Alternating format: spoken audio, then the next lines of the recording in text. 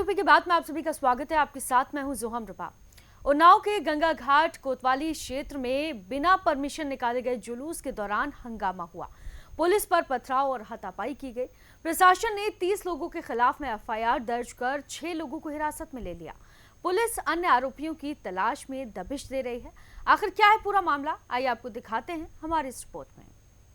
उन्नाव के गंगा घाट कोतवाली क्षेत्र में बिना अनुमति के निकाले गए जुलूस के दौरान माहौल बिगड़ गया। मामला उस समय तूल पकड़ गया जब पुलिस को स्थिति काबू में लाने के लिए मौके पर पहुंचना पड़ा, लेकिन जुलूस में शामिल कुछ उपद्रवियों ने पुलिस टीम पर ही पथराव शुरू कर दिया। पुलिस और उपद्रवियों के बीच हाथापाई की भी खबर है। हालात को देखते हुए मौके पर अतिरिक्त पुलिस बल बुलाया गया। स्थिति को नियंत्रण में लाने के लिए प्रशासन को काफी मशक्कत करनी पड़ी। पुलिस की तरफ से दर्ज की गई प्राथमिकी में 30 लोगों को नामजद किया गया है। इनमें से 6 लोगों को हिरासत में ले लिया गया, जबकि बाकी आरोपियों की तलाश में पुलिस लगातार दबिश दे रही है।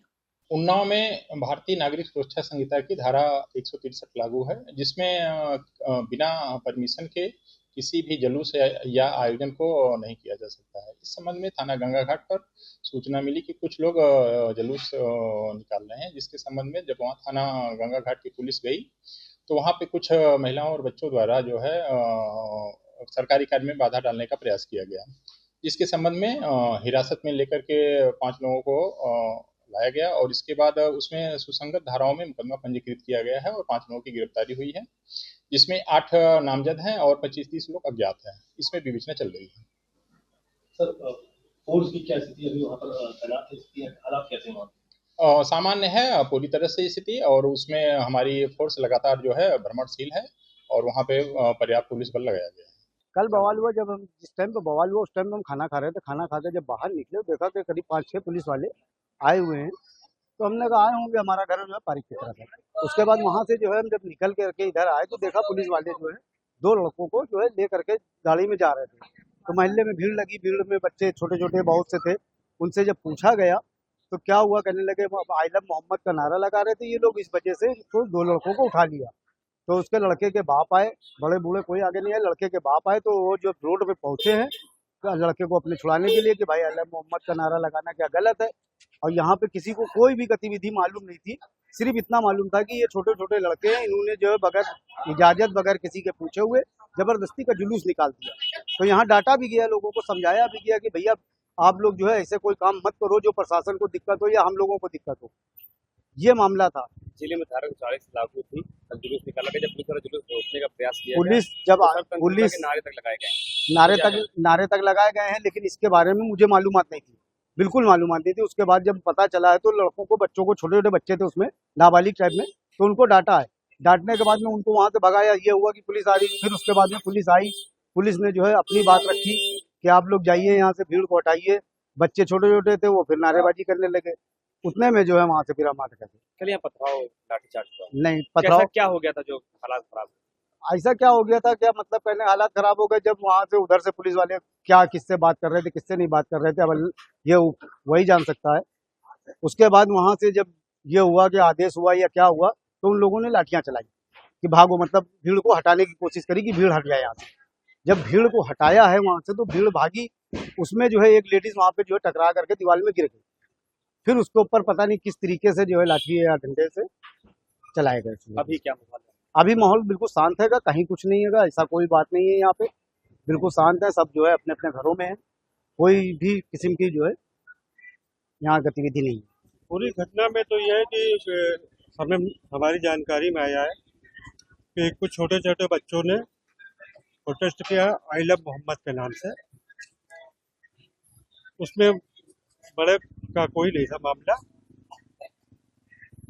तो उसको कुछ लोगों ने रोका होगा,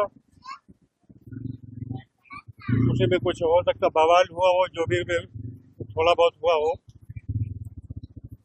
लेकिन हम लोगों से कहना चाहते हैं, अपील करना चाहते हैं कि माहौल यहाँ का बड़ा खुशगवार है, अच्छा है, और सबसे हम शांति की अपील करते हैं कि अपने मोहल्ले में, अपने शहर में, अपने कस्बे में शांति बनाए रखें लोग। यही हमारी अपील है सबसे। कल जो बवाल हुआ, क्या लगता है क्या कारण थे जो लाठीचार्ज हुआ, पथराव हुआ, क्यों, क्या निकला? लाठीचार्ज क्यों हुआ, हमारी जानकारी में आया है कि बच्चे प्रोटेस्ट कर रहे थे और हो सकता है प्रशासन ने इसको रोकने की कोशिश की हो, क्योंकि छोटे छोटे बच्चे थे, कोई समझदार था नहीं।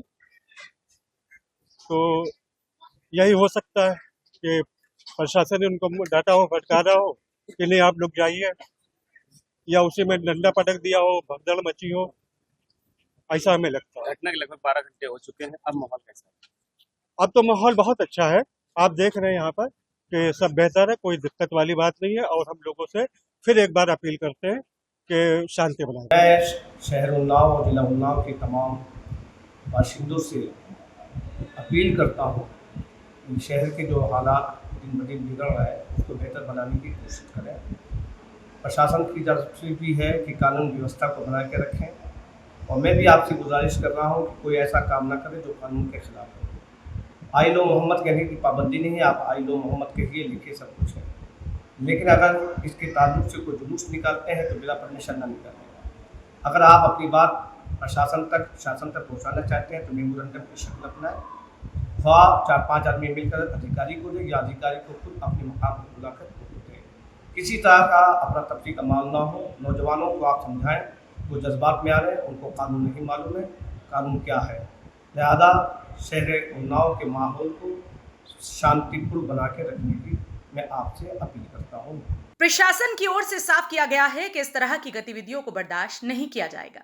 बिना अनुमति के जुलूस निकालना कानून का उल्लंघन है और इससे शांति व्यवस्था बिगड़ सकती है। स्थानीय प्रशासन ने जनता से शांति बनाए रखने की अपील की और अफवाहों से बचने की सलाह दी है। साथ ही सोशल मीडिया पर किसी भी भ्रामक सूचना को न फैलाने की चेतावनी भी दी गई है।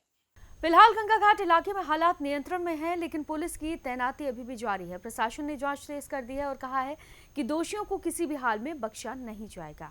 फिलहाल के लिए इस खबर में सिर्फ इतना ही। बाकी तमाम खबरों के लिए आप देखते रहिए यूपी की बात।